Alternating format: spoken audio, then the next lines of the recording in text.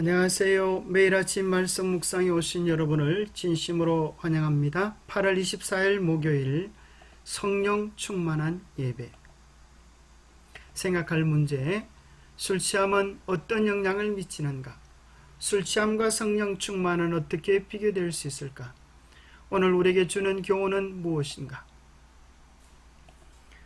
술 취하지 말라 이는 방탕한 것이니 오직 성령으로 충만함을 받으라. 시와 찬송과 신령한 노래로 서로 화답하며 너희의 마음으로 주께 노래하며 찬송하며 범사의 우리 주 예수 그리스도의 이름으로 항상 아버지 하나님께 감사하며. 술 취하지 말라라고 하는 것에 대하여 갈라디아 5장에서는 육체의 일이라고 이야기합니다. 곧 우리의 육신의 본능을 쫓아가는 것이요, 사단의 지배를 받고 있는 표로 나타납니다. 술 취함과 방탕함과 또 그와 같은 것들이라 전에 너희에게 경계한 것 같이 경계하노니 이런 일을 하는 자들은 하나님의 나라를 유업으로 받지 못할 것이라고 말을 합니다. 어떤 사람은 술 취함과 술을 마시는 것은 다르다고 생각하지만 그렇지 않습니다. 술을 마시는 것은 결국은 취하기 위함에 있고 점점 술을 취하도록 그를 이끌고 있는 것입니다. 바울은 술 취함을 금지하는데 이는 술 사용을 금지하는 지에서의 명령을 염두에 둔 것입니다. 술이 취하면 무리함, 성적으로 노골적인 말과 행동, 무분별함, 부도덕, 우상 숭배와 같은 악한 것들이 줄지어서 따라오게 됩니다. 강한 자극적 음료들을 사용함으로써 우리는 더 강한 음료들에 대한 구미를 일으키므로 음주의 습관이 이루어지게 됩니다. 적당히 술을 마신다는 것은 거기서 사람이 술 마시는 이력을 위하여 교육을 받는 학교가 된다. 그럴지라도 이 연한 자극물들의 작용이 너무나도 교활하여서 그 희생물이 된 자가 자기의 위험을 알아채기도 전에 주객의 대로에 들어서게 된다. 조금씩 연습하는 것은 우리를 더 큰 재난으로 이끄는 학교가 될 것입니다. 우리가 음주를 통하여 가장 크게 영향을 받는 것은 우리의 뇌입니다. 뇌가 공격을 받습니다. 그래서 전도예배는 논리적으로 생각하지 못하게 되고 시끄럽게 떠들게 하고 사소한 일에도 참지 못하고 분을 내도록 제하는 힘이 없어지게 됩니다. 몸의 감각이 없어지고 말할 때 생각이 나지 않고 또 혀가 꼬부라지지 않고 때로는 필름이 끊기고 호흡의 마비로 사망하는 수도 있고 손에서는 비틀비틀 걷게 하고 또 분별력이 없도록 그렇게 만들어서 사고를 유발시킵니다. 술은 많은 사람에게 참으로 폐가 망신한 고통을 안겨주기도 하고 음주운전을 통하여 자신뿐 아니라 타인에게도 충격적인 어려움을 주게 하고 타락의 시작이 되기도 하고 많은 관계를 파괴하기도 하며 폭력과 재난을 불러오는 원인이 됩니다. 술 취함과 성령 충만을 사도 바울은 이렇게 이야기하고 있습니다. 술 취하지 말라. 오직 성령의 충만을 받으라. 어쩌면 술 취한다고 하는 것과 성령 충만은 비교될 수 있다고 생각합니다. 술 취하는 것은 우리에게 부정적인 영향을 더하는 것이지만 성령 충만은 우리에게 긍정 에너지를 더해 줄 것입니다.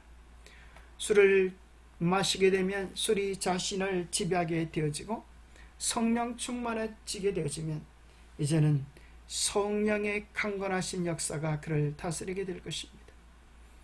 술 취한 사람은 기분이 좋아지고 또 용감해지고 또 술을 깨고 나면 더욱 취하게 되고 그것으로 끝나는 것이 아니라 몸의 질병, 다른 사람에게 미치는 해들, 관계 파괴, 여러 다른 재난을 불러오게 됩니다. 반대로 성령 충만은 진정한 기쁨을 우리에게 안겨주고 기쁨과 찬송과 은혜가 가슴속에 가득 차게 하고 담대하게 복음을 전하게 하고 더욱 깊은 것들을 갈망하도록 영적인 갈망을 가지게 하고 성령 충만은 다른 여러 영적인 복들을 우리에게 가져다 주는 큰 축복의 시작이 됩니다. 성령 충만에 대하여 바울은 에베소서 5장에서 여러 가지 특징을 소개합니다. 성령 충만할 때 우리는 시와 찬송과 신령한 노래들로 화답하게 될 것입니다. 하나님께서 베푸르신 은혜에 대하여 감사하는 마음으로 찬양하며 함께 화답하기를 즐거워하고 또 마음으로 주께 노래하며 찬송하게 될 것입니다. 함께 모여서 찬송할 뿐 아니라 혼자서 주님의 은혜를 생각할 때 마음속에 넘쳐나는 은혜를 감당할 길이 없어서 흥얼거리며 기뻐하며 찬송하며 노래하게 될 것입니다. 무슨 일을 만나든지 항상 아버지 하나님께 감사하게 될 것입니다. 무엇보다도 자아를 높이지 아니하고 자신을 죽여서 피차 복종하고 주님을 높이는 일에 앞장서게 될 것입니다.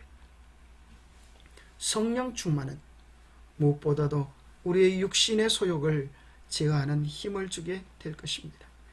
갈라디아 5장은 이야기합니다. 성령을 따라 행하라. 그리하면 육체의 욕심을 이루지 아니하리라.